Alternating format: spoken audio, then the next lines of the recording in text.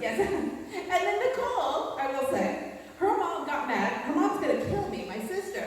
When I taught her, I don't remember if it was fuck or I think it was fuck. Mm-hmm. I taught her at a class. She was 12 years old. My sister's like, you taught my daughter a cuss word. And I was like, she's made it through middle school and not known? Something's wrong. I just want to be like, how is that possible? So yes, okay. So yeah, we've established I'm a bad parent. My sister's much better, and this is her wonderful daughter.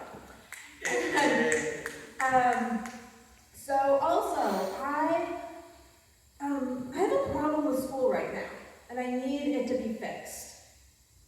They are trying to stop bullying. And I actually supported this before my kid was in school. I signed a petition. I was like, let's fix bullying.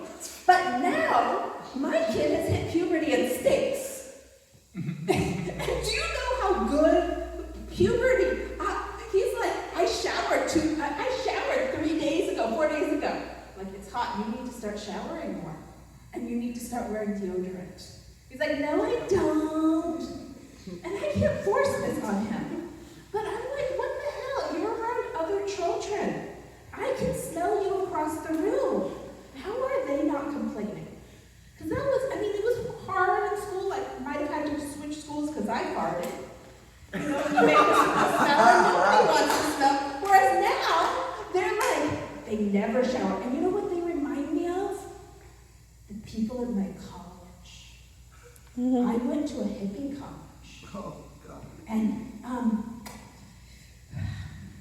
it was very hard to find a man who fucked women who I couldn't smell across the room. Like, my roommate, she had this guy friend who would come over, and every time he came in, I was like, oh my God, what the fuck died in this room? I mean, he showered once a semester, whether he needed it or not. I was very proud of this. And he did indoor soccer and told him that the sweat washed him. My son is beginning to smell like him. I am very, very bothered. The other thing, we went on a drive with my kids today, an hour, I shouldn't do that. And my children, they screamed the entire effing way. And I was like, you know what? You don't fucking stop. I'm gonna drive over a cliff. And then the kids got together and had a fun drive. They started singing, drive off the cliff, oh, drive off the cliff, drive off the cliff. They obviously think I'm a much better driver than I am, but you don't want to distract me. I run into shit. And then I was like, you know what, fuck it, we're in fucking Fresno. It's a 2-hour drive to the fucking cliff, but I'll crash the car right here. Also, there was that beautiful story, well, it was a sad story, but of the lady who drugged her kids and drove off the cliff. And it was this horrible, and like everyone, people look at it. And when I first heard it, I was like, there's no way I could ever do that to my children. Then it went from, I couldn't do that to my children while they were asleep. Also, what exactly is how much do you drug to make your kids just sleep for like an hour? 2 hours, like, is there an amount so that I can make them up when I get there, but they don't scream in the car? We're all going to live much longer if I do this.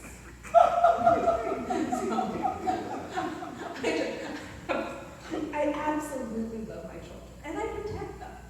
My son, my older one, was going after the younger one with a net at his neck, and my friend screamed at him, you could really, really hurt that child.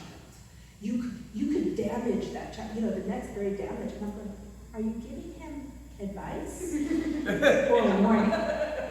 Because he was an only child for 5 years, and he'd be willing to go back. Also, have children. Have you know the story of what's his name? Oh, Harry Potter. When he's like, he was living under the staircase. It's like, oh, poor guy. My kid goes, yeah, but he got his own room. They always think about it as a bad thing. It's like, you know what? You should really think about that. The staircase is a good place to go.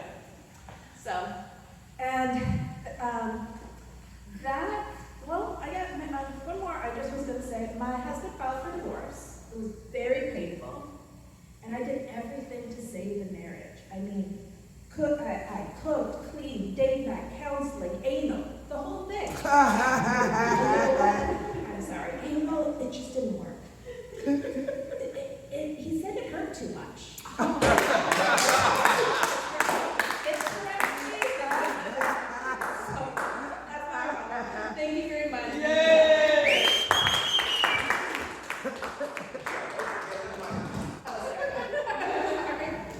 Ava, it's not the anus, don't take it with you.